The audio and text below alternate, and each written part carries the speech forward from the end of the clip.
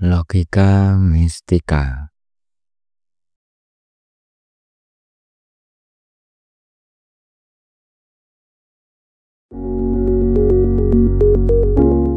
Apa sih logika mistika itu?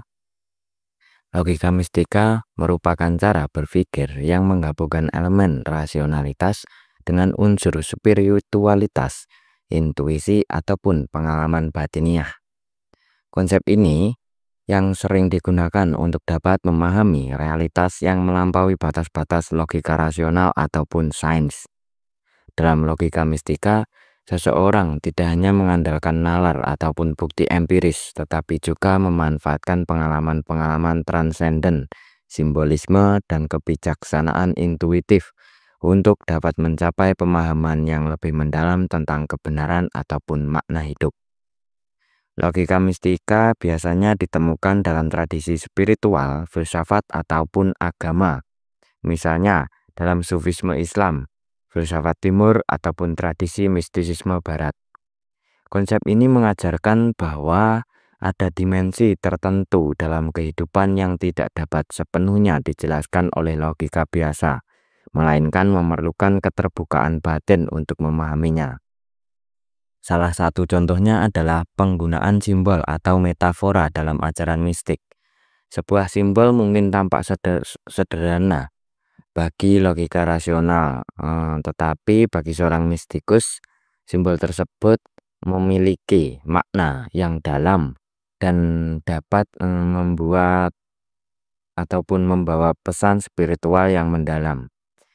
Logika mistika adalah suatu pendekatan pemikiran yang menggabungkan elemen logika rasional dengan pemandangan mistis ataupun intuitif.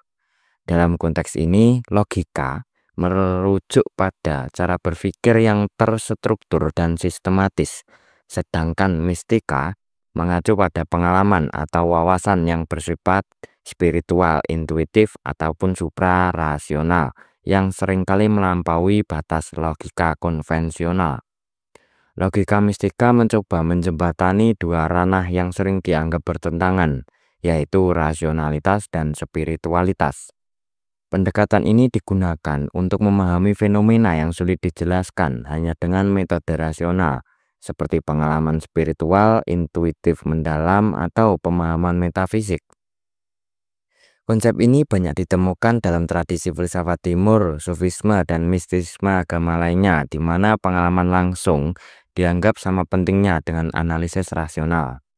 Sebagai contoh, dalam tradisi mistik, seseorang mungkin mengandalkan intuisi atau pengalaman batin untuk memahami makna kehidupan, tetapi tetap mempertimbangkan prinsip-prinsip logis untuk mengartikulasikan pengalaman tersebut ke dalam wacana yang dapat dipahami oleh orang lain. Lalu, apa perbedaan antara logika rasional dan intuisi mistis? Perbedaan antara logika rasional dan intuisi mistis terletak pada cara keduanya memahami, memproses, dan menjelaskan realitas. Menurut definisi dan sifat dasar, logika rasional merupakan proses berpikir yang sistematis, analitis, dan berbasis alasan. Logika rasional menggunakan bukti, fakta, dan aturan logika untuk mencapai kesimpulan. Pendekatan ini menuntut struktur yang jelas seperti dalam ilmu pengetahuan atau matematika. Contoh, jika A benar dan A menyebabkan B, maka B juga benar. Intuisi mistis merupakan cara memahami sesuatu melalui pengalaman batin, perasaan mendalam, atau pengetahuan langsung, tanpa melibatkan analisis yang terstruktur. Intuisi mistis seringkali melampaui apa yang dapat dijelaskan oleh pikiran rasional dan cenderung bersifat subjektif. Contohnya, merasakan adanya kebenaran dalam pengalaman spiritual tanpa dapat menjelaskannya secara logis. Menurut cara kerja, logika rasional berjalan secara linear dengan langkah-langkah yang sudah jelas dan dapat diuji. Fokus utamanya adalah pada bukti objektif dan verifikasi. Contohnya, untuk menentukan apakah hujan akan turun, seseorang melihat perakiraan cuaca berdasarkan data atmosfer. Intuisi mistis tidak mengikuti pola linier atau terstruktur, melainkan bekerja melalui pemahaman yang spontan dan yang seringkali sulit dijelaskan dengan kata-kata. Intuisi mistis biasanya muncul melalui meditasi, pengalaman spiritual, atau perasaan batin. Contohnya, merasa bahwa sesuatu akan terjadi tanpa alasan yang jelas. Menurut sumber pengetahuan, logika rasional sumbernya adalah dunia luar seperti fakta empiris, pengamatan, dan hasil analisis. Intuisi mistis sumbernya berasal dari dalam diri seperti intuisi, perasaan, atau pengalaman transendental. Dalam tradisi mistik, ini sering dikaitkan dengan koneksi dengan dimensi spiritual. Menurut hasil dan tujuan, logika rasional hasilnya bersifat konkret, objektif, dan dapat diuji atau diperdebatkan oleh orang lain.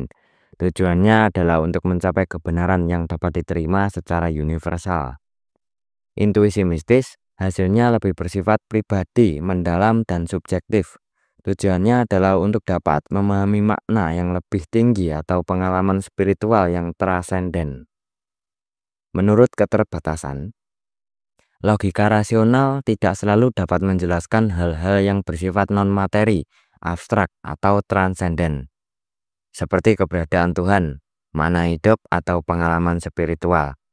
Intuisi mistis sulit diverifikasi atau didapatkan validasinya, atau juga dijelaskan kepada orang lain, sehingga sering dianggap tidak dapat dipercaya oleh pendekatan rasional. Dapat kita simpulkan bahwasannya logika rasional dan intuisi mistis sebenarnya bukanlah dua hal yang sepenuhnya bertentangan, melainkan dapat saling melengkapi. Logika rasional membantu kita untuk dapat memahami dunia secara objektif, sedangkan intuisi mistis dapat memungkinkan kita untuk menjangkau makna-makna yang lebih dalam dan melampaui keterbatasan pikiran logis.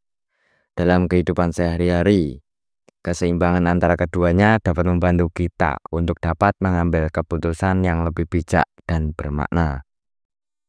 Bagaimana logika mistika dapat menawarkan perspektif unik untuk dapat kita pahami dan kita korelasikan ataupun kita implementasikan dalam kehidupan ataupun realitas. Logika mistika menawarkan perspektif unik dalam memahami kehidupan ataupun realitas karena ia menggabungkan pendekatan rasional dengan pengalaman spiritual atau intuitif yang melampaui logika biasa.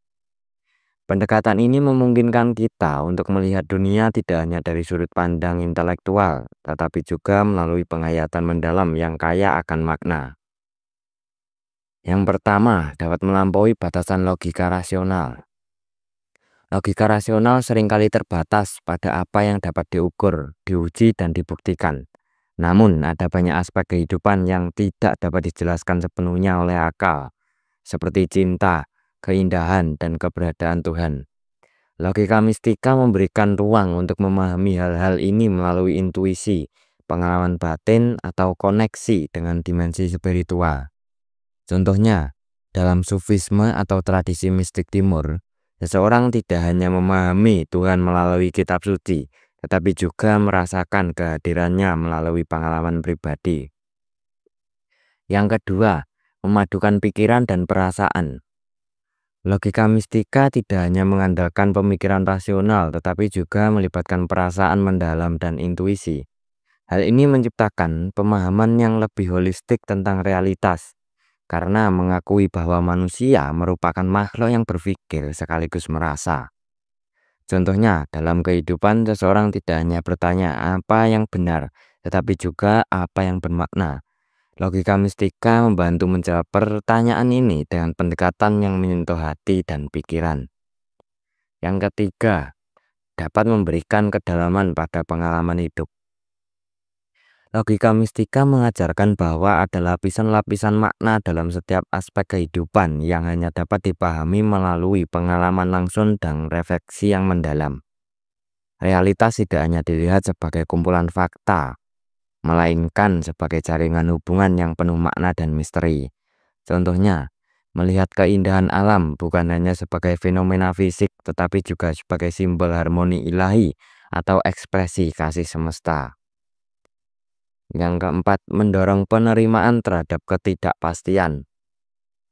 Salah satu keunikan logika mistika adalah untuk dapat kita bagaimana menerimanya terhadap misteri dan ketidakpastian.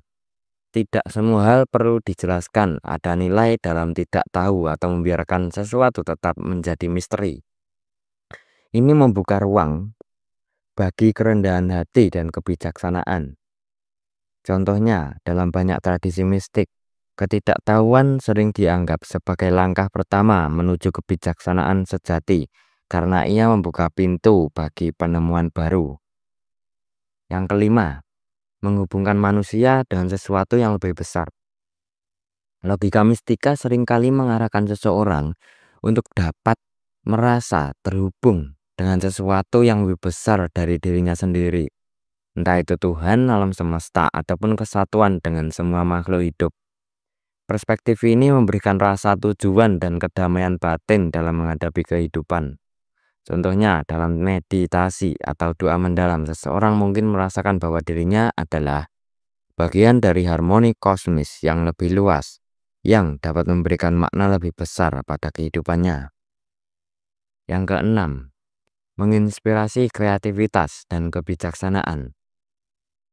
Karena logika mistika tidak terikat pada aturan berpikir yang kaku, ia memungkinkan munculnya ide-ide kreatif dan solusi yang tidak biasa.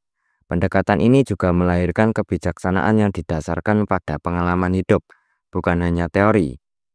Contohnya, banyak karya seni, puisi, atau musik besar tercipta dari pengalaman mistis ataupun refleksi intuitif yang melampaui akal rasional.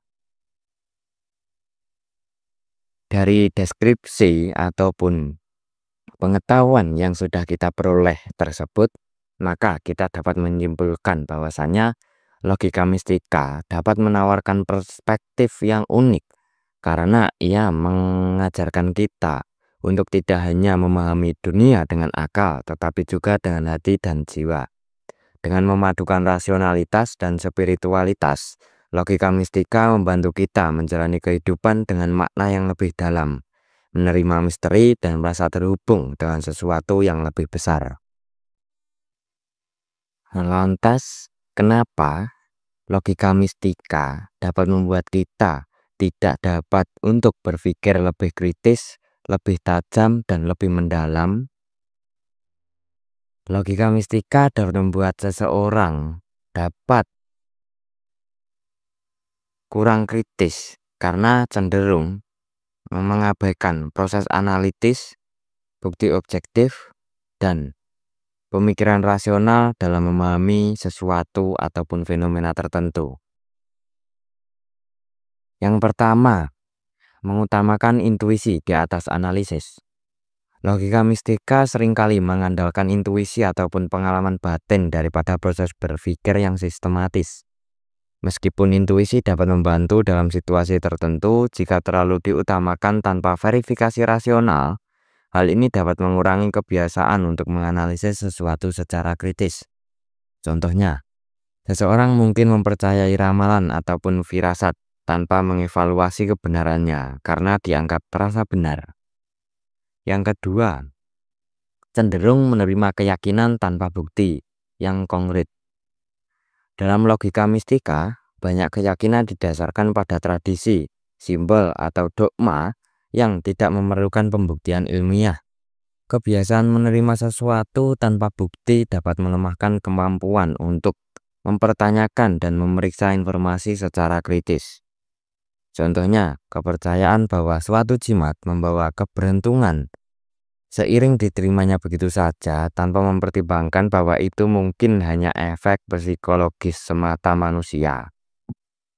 Yang ketiga, menjadikan misteri sebagai jawaban akhir.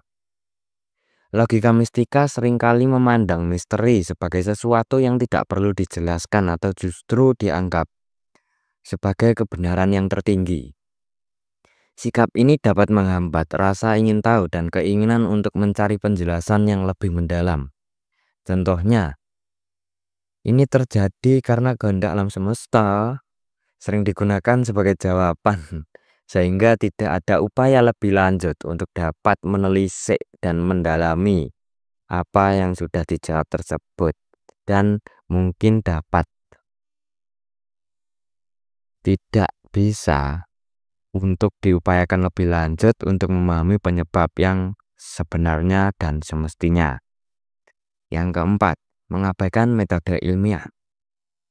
Logika mistika tidak mendorong penggunaan metode ilmiah yang dapat mencakup pengamatan, pengujian, dan verifikasi. Sebaliknya, ia cenderung bergantung pada pengalaman subjektif yang sulit diuji dalam arti kebenarannya. Hal ini dapat membuat seseorang kurang terbiasa memverifikasi informasi atau mempertanyakan asumsi. Contohnya, kepercayaan pada fenomena supranatural seperti energi gaib sering diterima tanpa pertanyaan, meskipun tidak ada bukti ilmiah yang dapat mendukung kejadian tersebut. Yang kelima, membentuk pola pikir dogmatis. Logika mistika cenderung berakar pada keyakinan ataupun tradisi yang dianggap sakral dan tidak boleh dipertanyakan. Pola pikir dogmatis ini membuat seseorang merasa takut untuk menantang ataupun membuat seseorang enggan ataupun sungkan untuk menantang gagasan yang sudah diterima, meskipun mungkin ada bukti yang bertentangan. Contohnya, dalam beberapa kepercayaan, mempertanyakan otoritas spiritual dianggap tabu, sehingga pihak individu lebih memilih menerima daripada memeriksa. Yang keenam, menciptakan ketergantungan pada otoritas mistik. Logika mistika seringkali melibatkan figur otoritas seperti guru spiritual, paranormal, ataupun dukun yang dianggap memiliki pengetahuan khusus. Hal ini membuat individu cenderung menerima apa yang dikatakan tanpa memverifikasinya sendiri, sehingga menghambat sikap kritisisme dan independensisme. Contohnya, percaya sepenuhnya pada saran seseorang peramal tanpa mempertimbangkan alasan yang logis di baliknya. Yang ketujuh, mengaburkan batas antara realitas dan keyakinan. Logika mistika seringkali mempercampur adukkan antara apa yang nyata dan apa yang hanya merupakan interpretasi subjektif. Hal ini dapat membuat seseorang sulit membedakan mana yang benar-benar fakta dan mana yang hanya asumsi atau keyakinan pribadi. Contohnya, seseorang mungkin menganggap kebetulan sebagai tanda dari alam semesta tanpa mencari penjelasan yang logis ataupun rasional. Yang kedelapan, kurangnya tantangan terhadap keyakinan. Dalam logika mistika, individu seringkali tidak terdorong untuk menguji ataupun mendebatkan keyakinannya sendiri karena dianggap sakral ataupun mutlak. Hal ini membuat kemampuan berpikir kritis menjadi tumpul karena tidak pernah dilatih untuk menganalisis ataupun mempertanyakan. Contohnya, kepercayaan bahwa bencana alam adalah hukum ilahi dapat diterima tanpa memikirkan penyebab geologis atau ilmiah di balik bencana alam tersebut. Lalu dapat kita simpulkan bahwasanya logika mistika dapat membuat seseorang tidak dapat berpikir kritis. Pola pikirnya dapat terkikis karena ia cenderung mengutamakan keyakinan yang bersifat subjektif, mengabaikan metode yang ilmiah, dan menciptakan ketergantungan pada tradisi ataupun otoritas tertentu. Untuk mengatasinya, penting untuk melatih pemikiran kritis, mempertanyakan informasi, dan selalu mencari bukti yang bersifat objektif dalam memahami dunia. Lalu, bagaimana cara untuk dapat mengatasi supaya kita terjauh dari logika mistika dan dapat berkembang lebih cepat tanpa adanya belenggu mistisisme? Untuk terhindar dari logika mistika yang kita anggap menghambat perkembangan dan mencapai kemajuan yang lebih cepat, diperlukan pendekatan yang konkret dan struktur. Yang pertama yaitu kita dapat mengutamakan pemikiran kritis dan rasional serta logis. Latih diri kita untuk selalu memeriksa validitas informasi dan argumen menggunakan pemikiran kritis. Misalnya, mengajukan pertanyaan seperti, apakah ada bukti nyata yang mendukung klaim itu? Apakah informasi ini dapat diuji dan diverifikasi secara ilmiah? Apakah ada penjelasan yang lebih logis atau masuk akal? Langkah nyatanya biasanya membaca buku atau sumber yang mengasah kemampuan berpikir logis, seperti buku tentang logika, sains, ataupun filsafat kritis. Lebih-lebih kita dapat membaca buku hasil karya Bapak Republik yang terlupakan, yaitu Madilog, karya Tan Malaka, Materialisme, Dialektika, dan Logika. Yang kedua, meningkatkan literasi sains dan teknologi. Pengetahuan tentang sains dan teknologi membantu memahami realitas berdasarkan fakta objektif dan bukti empiris, sehingga terhindar dari pemikiran mistik yang tidak memiliki dasar ilmiah. Misalnya, mengikuti kursus atau pelatihan online tentang dasar-dasar sains seperti fisika, biologi, ataupun psikologi. Gunakan sumber terpercaya seperti jurnal ilmiah atau platform pendidikan. Yang ketiga, menghindari kepercayaan tanpa bukti. Logika mistika seringkali berkembang dari keyakinan yang tidak didukung oleh bukti ataupun fakta yang realistis. Belajarlah untuk tidak menerima sesuatu hanya karena itu sudah menjadi tradisi, kebiasaan, ataupun kepercayaan yang sudah populer. Misalnya kita dengan cara memverifikasi informasi sebelum mempercayainya.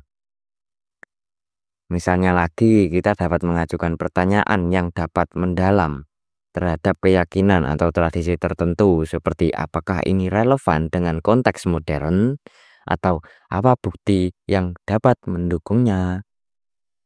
Yang keempat, memanfaatkan metode ilmiah dalam pengambilan keputusan. Metode ilmiah menawarkan kerangka berpikir yang objektif untuk memahami dunia dan membuat keputusan dengan melibatkan pengamatan, hipotesis, eksperimen, serta analisis.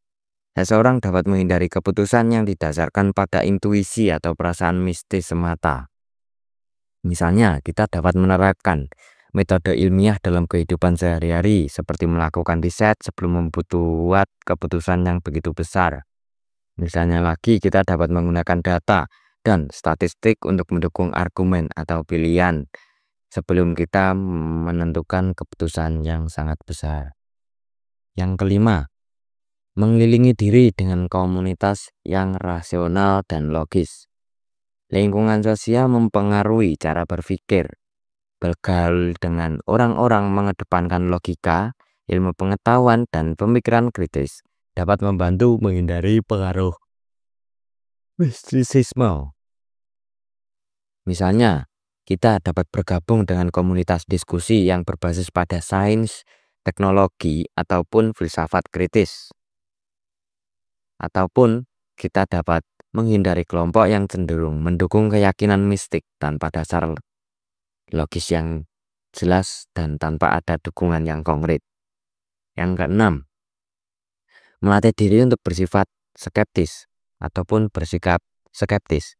Sikap skeptis bukan berarti menolak segala sesuatu, tetapi mempertanyakan dan menilai dengan hati-hati sebelum menerima sesuatu sebagai kebenaran.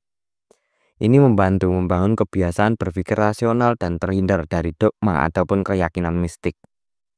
Misalnya, kita dapat mengajukan pertanyaan seperti, apa alasan saya mempercayai ini, atau apakah ada sudut pandang lain yang lebih masuk akal ataupun logis. Atau misalkan lagi, kita dapat tidak takut untuk mengubah pandangan jika ada bukti baru yang lebih kuat. Yang ketujuh, fokus pada pengembangan diri yang terukur. Mistisisme seringkali melibatkan pendekatan yang abstrak atau tidak terukur. Untuk berkembang lebih cepat, fokuslah pada target yang jelas dan dapat dicapai dengan langkah-langkah konkret. Misalnya, kita dapat menerapkan tujuan spesifik dengan SMART goal, spesifik, measurable, achievable, relevant, time bound, ataupun dengan kita dapat memantau kemajuan kita menggunakan alat bantu seperti jurnal perkembangan ataupun aplikasi manajemen waktu. Yang kedelapan, kita dapat memahami psikologi mistisisme. Pahami mengapa orang tertarik pada logika mistika. Seringkali karena mereka mencari makna, kenyamanan, ataupun solusi atas ketidakpastian hidup. Dengan memahami ini, Anda dapat mengarahkan energi tersebut ke pendekatan yang lebih rasional. Misalkan kita dapat menggantikan kebutuhan tersebut dengan kegiatan yang lebih produktif, seperti meditasi yang berbasis mindfulness, bukan mistis.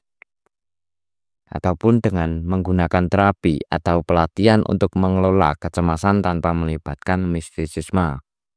Yang kesimpulan, belajar dari bukti kesuksesan orang lain. Pelajari tokoh-tokoh sukses yang menggunakan logika dan sains untuk berkembang. Jadikan mereka sebagai inspirasi untuk menjauh dari pendekatan mistik yang tidak relevan. Misalnya, kita dapat membaca biografi tokoh seperti Elon Musk, Meryl Kurr, Richard Feynman. Kita dapat mengamati bagaimana mereka mengambil keputusan berdasarkan data dan analisis.